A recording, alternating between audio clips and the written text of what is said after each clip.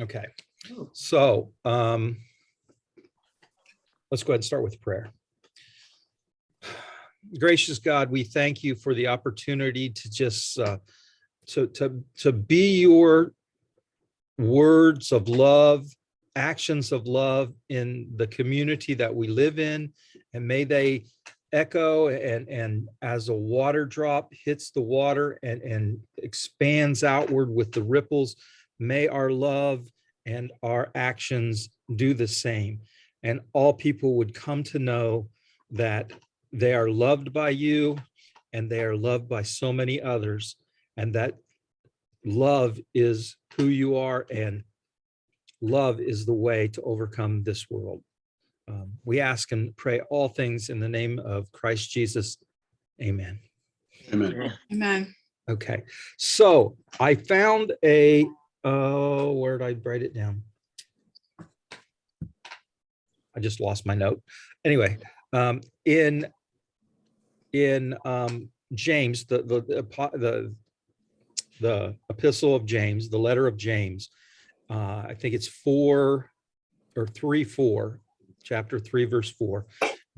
He says that even though small things can affect bigger things, and he uses the analogy of a boat rudder, how even though it's small, it steers the whole ship. And I read that this morning, and I said, that's perfect for the way we should look at our church. Even though we're small, we can still steer people's understanding of God and understanding of community through our small little church in the world. So tell me if this is accurate. Okay. When our church began, it was formed on a basis of, I don't want to say let me restate that. It was formed coming out of a feeling of exclusion.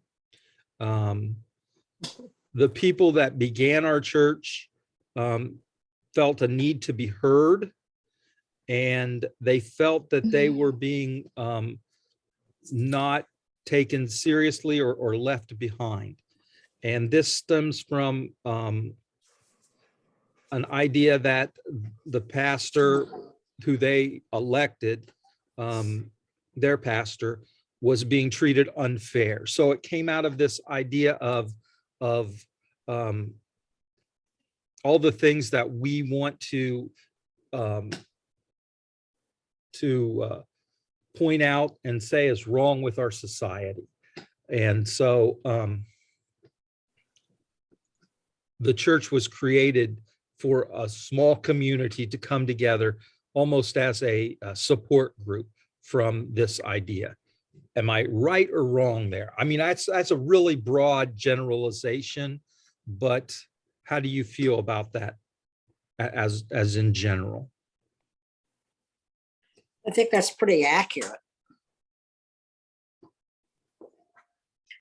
And Joe and I weren't there. They had been meeting for months before we finally attended on, I think it was an Easter Sunday. I believe it was an Easter Sunday, yes. So they could have been meeting for 6 months to a year. I'm not quite sure how long they had been meeting at St. Mark's.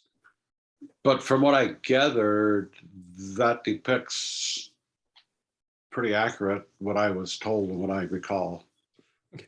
Well, the reason why I bring that up is because I was thinking about this, and what I would like to see our church go from is thinking of ourselves as just a community that is here for each other, to the community that is here for each other, but our community will affect the bigger communities around us. And that is a way, and this is the most important thing, at least to me it is, the idea of wanting to change the world. Mm-hmm. It's not only loving the people that are in our community or in our faith family, but it's also loving the people in our community, and then from there growing and growing until it changes everybody's perspective of how the world should be. I saw something today that just made me shake my head. I was coming back from paying a bill, and I went to go into McDonald's, and I was going to grab some French fries, of course, and and I saw that the line was really long. So I pulled in and I was going to walk in. So I pulled in, and as I pulled into the parking lot, I saw this person go by 4 or 5 cars. And you know how it branches off into 2? They pulled into the second one, actually cutting a car off Wow. to like all those people were not there. And it was like, Oh, you see it all the time on the interstate. yeah, it's like, it just totally baffled me. And I see that. So, I mean, you say you see it so often, but I think that has become the idea of, it's all about me. And if you're so stupid, I can do this, then I'm going to do it, not taking into consideration of other people.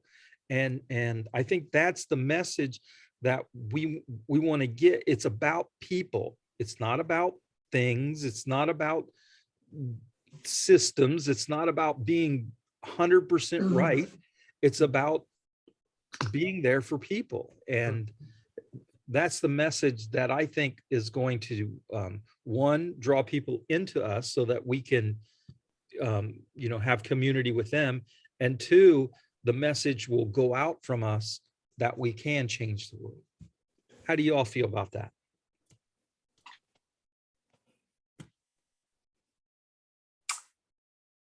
Well, I think that's what we're called to do.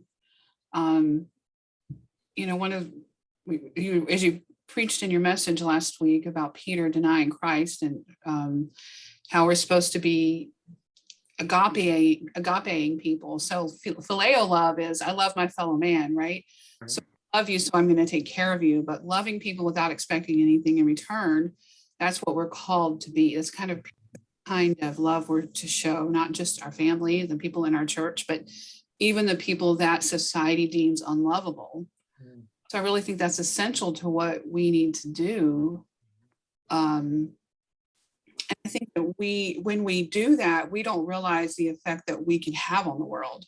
If we truly love like that and unselfishly, and like 1 Corinthians chapter 13 talks about how love is patient and kind. So if we really practice that sort of love, now we can never be perfect. We're not always going to be kind and patient and all those things. Oh, no, not me.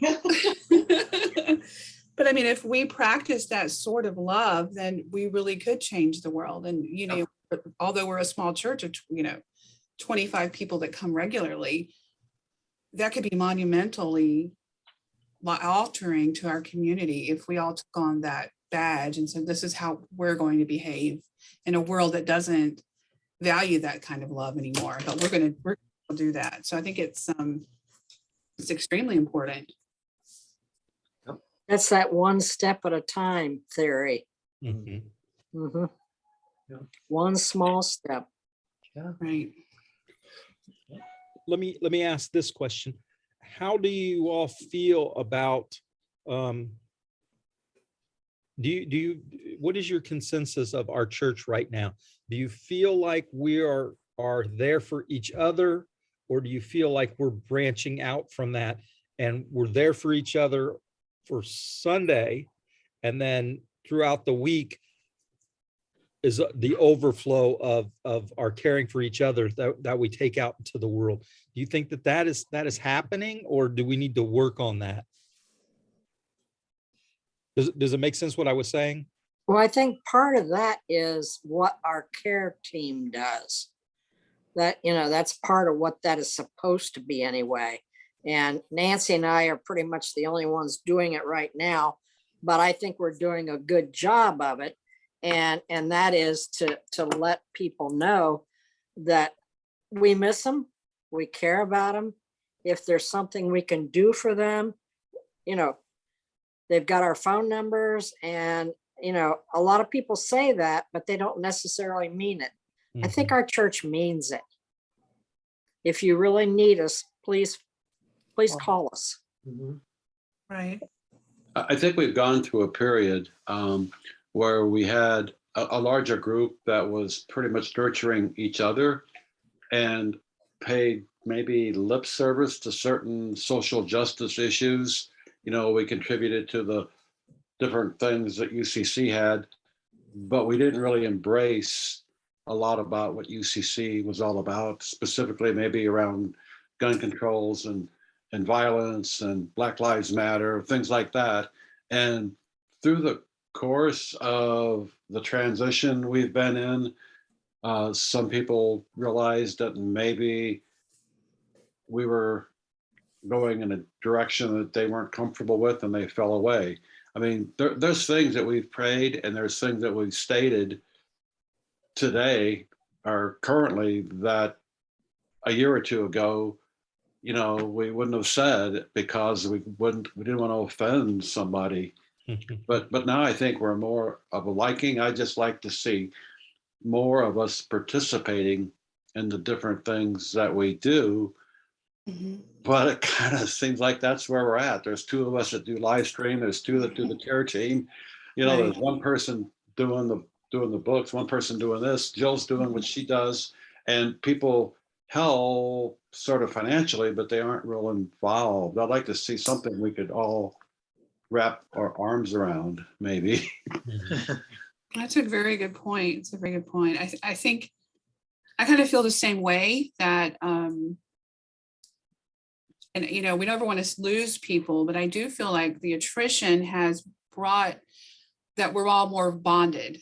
Mhm. Yeah. All have a more commonality in how we view the world and how we view each other. I think, and it's really funny how there's not a whole lot of drama anymore, if you've noticed. And I'm not blaming that on any particular person, but it's just, Right. I think we've all bought into this idea of what church should be.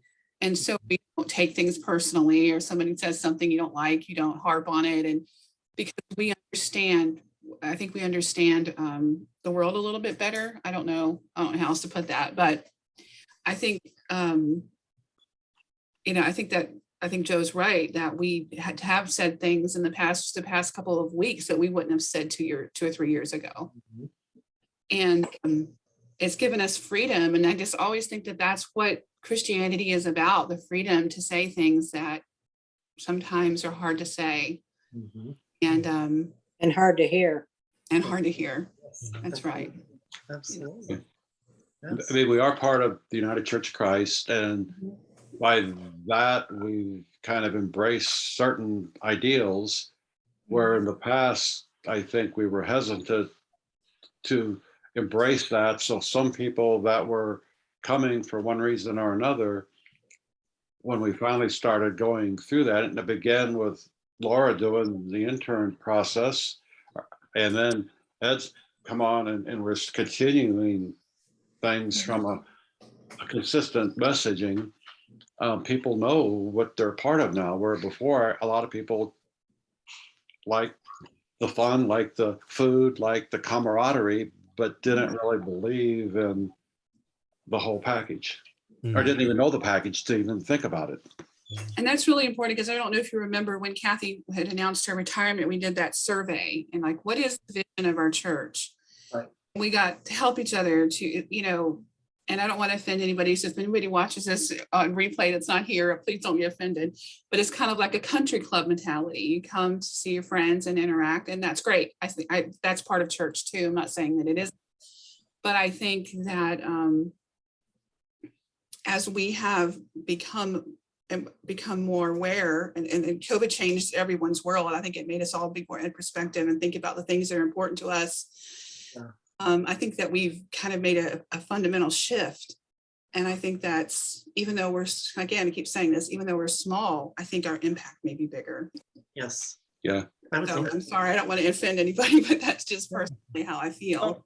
I think you're you're right in that aspect. And I think that's one of the reasons why I wanted to do this study here, is to give us a understanding of who we are as a church, who we, together, the people, the church, and the bigger, the UCC, how we fit into the UCC, and what they do for us as much as what we do for them.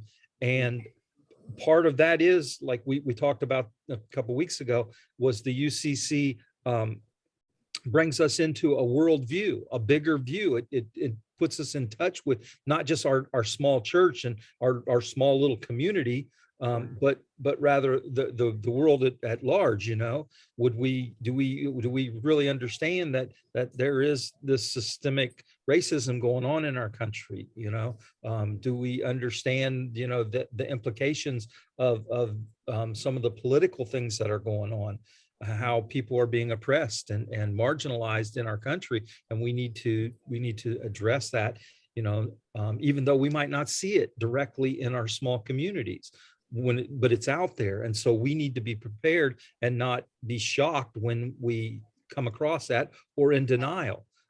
As a matter of fact, just today I was in a class, one of our classes that we have. You guys are with me on this. Yeah. Yeah, I like that. So I was in a class, and this person from the Midwest, he was saying that he didn't see some of the things that were going on. And we were talking about his particular denomination. I won't mention it, but some of the things that were going on in some of the literature saying what's going on. And he's like, I don't see that. I don't see that. And it's not in our newsletter. It's like, well, it probably wouldn't be in your newsletter, because this is people seeing it from the outside, but they're in denial. And I can remember, growing up, after I left the house in the 90s, I didn't see racism. I was in the Midwest. Of course, I probably knew a handful of, Black people or people of color. So I wasn't exposed to that, and I didn't see that. So I could have easily been in denial about that.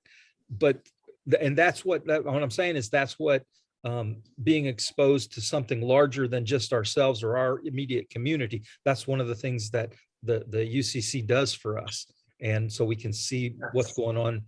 We look at ourselves and we're going, oh no, we're kind of dwindling a little bit in our numbers. But guess what? If you look at the UCC and the UCC numbers, that's going on everywhere. Everywhere. Right. Seeing this Exactly. downtrend and people being Christians. So, or being affiliated with a church or what have you.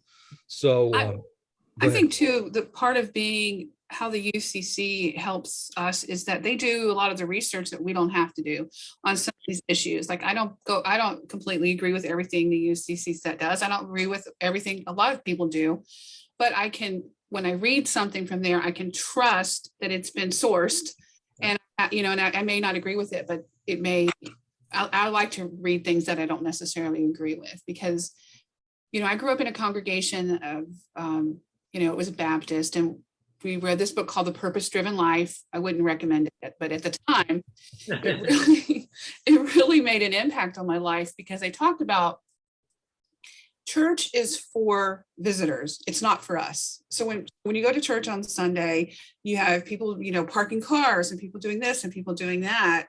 And then the church gets fed, like here tonight on Wednesday nights. This is where you find your meat and potatoes of your faith. In church, you're just there for people that come and walk in the door and to serve them.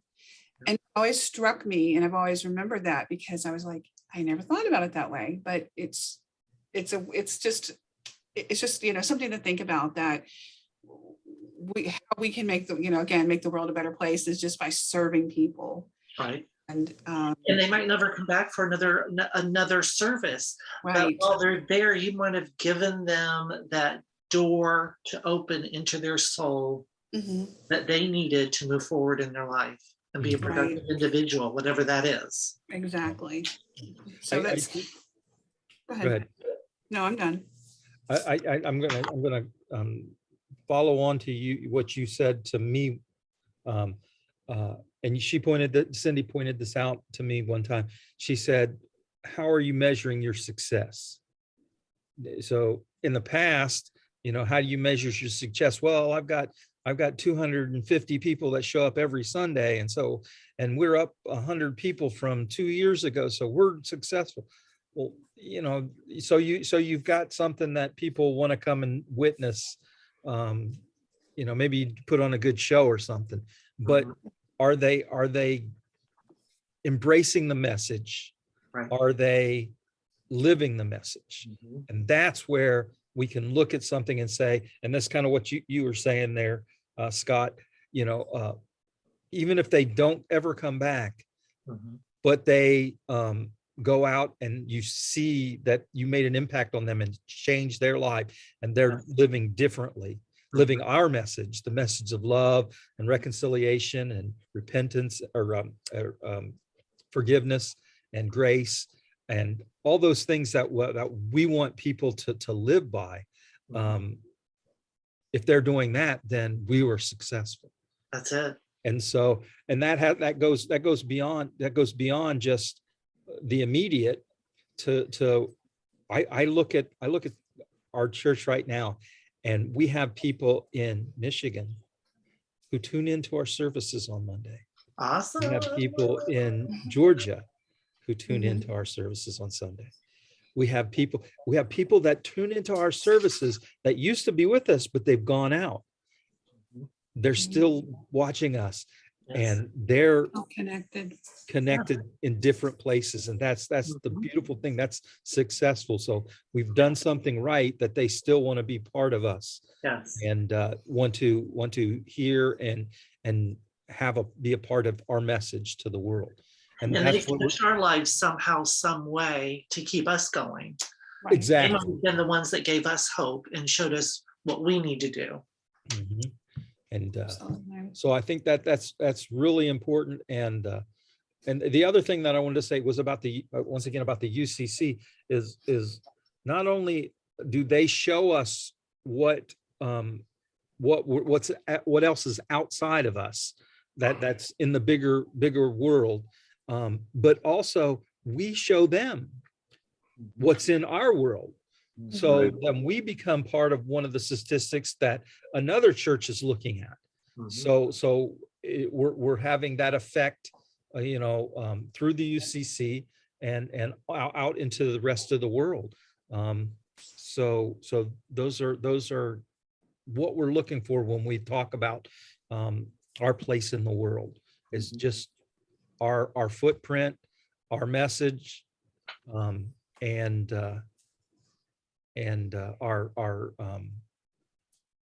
our success. Mhm. I agree. And I think, growing up in a really patriarchal, I mean, I'm from the South, that's patriarchal, a denomination that's patriarchal. My father was in the military, that's patriarchal. We're in the military. I never really discovered feminism until much later in life, like, maybe in the last 10, 15 years. But since we have become affiliated with the UCC, I've read a lot of things that they've, say, like we get those little devotions every day. I read those. A lot of them talk about those kind of social justice issues. A lot of them are written by women, and it's kind of given me a lens of looking at the world and religion differently. Mm. So as I've developed my faith too into a more progressive kind of faith, I've also have really developed a sense of feminism, and I see it so much more. I'm like, why would you say that? Why, because when you say things you realize are Yep. maybe sexist or patriarchal, and I think that's one of the things that the UCC has done for me personally, is that they've given me this view of the world that I never knew existed, as far as women, and then that perspective in not just ministry, but in how we live our lives and how we hold people accountable in our lives. Mhm. Something that that I feel like we are making the world a better place, because now I personally understand more about how women have been kept out of these places and out of these rooms and out of these ministries, and how it can look better for the future and for, our grandchildren and so forth.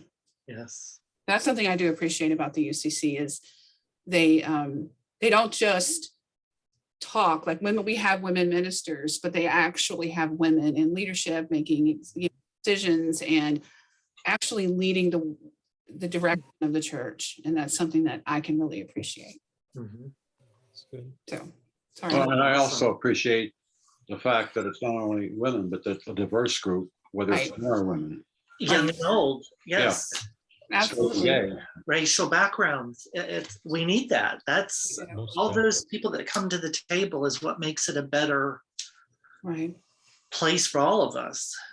I agree. That's the one thing that really sold me, and I love the slogan,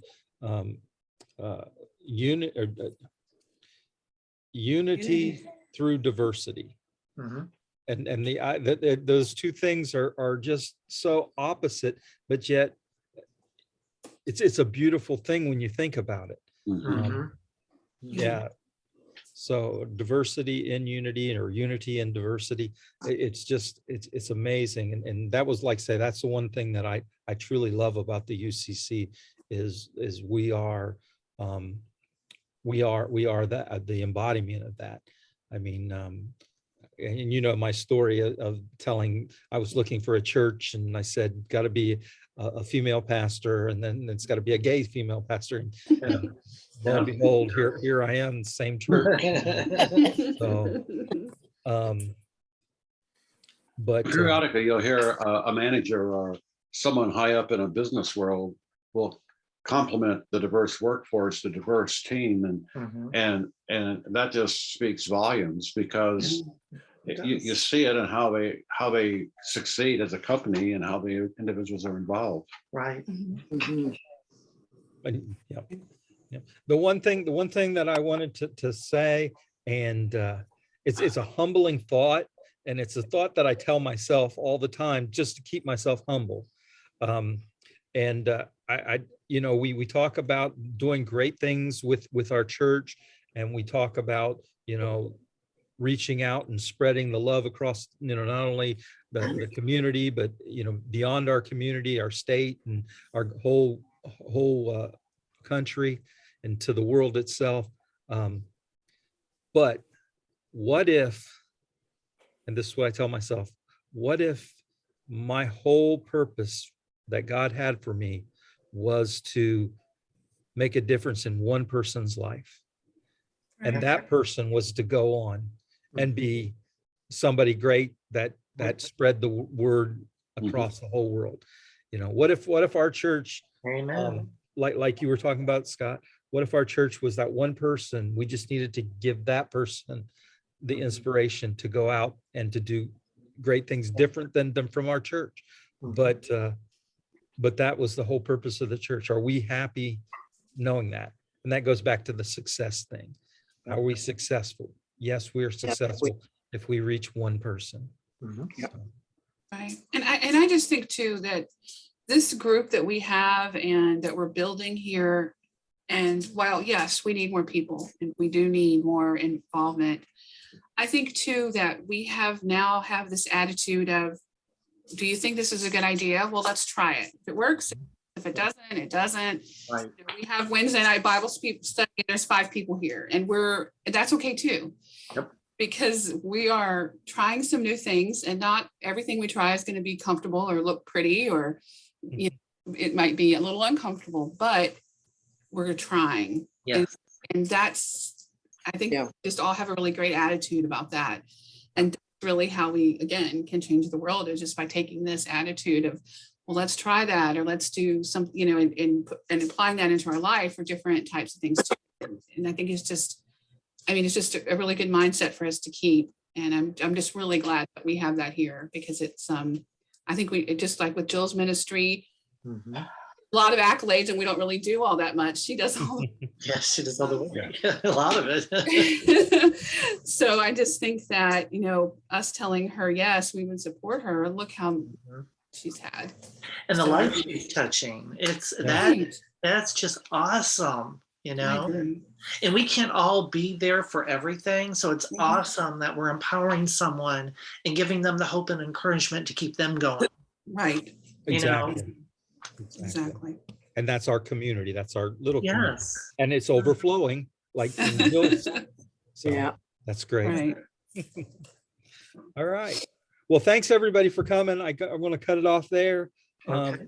As you can see, we are a part of the world, even in our little 25 on Sunday gatherings. Yeah. We are successful and we are reaching, beyond ourselves into the world and little bits, little steps at a time. We'll get there. Mhm. We're Yes. throwing our nets. Yes, we will. Exactly. I agree. Thanks, Dad. All right. Thanks, Thank you. everybody. Bye, Bye-bye. everyone. Good night, all. Blessings. Good night.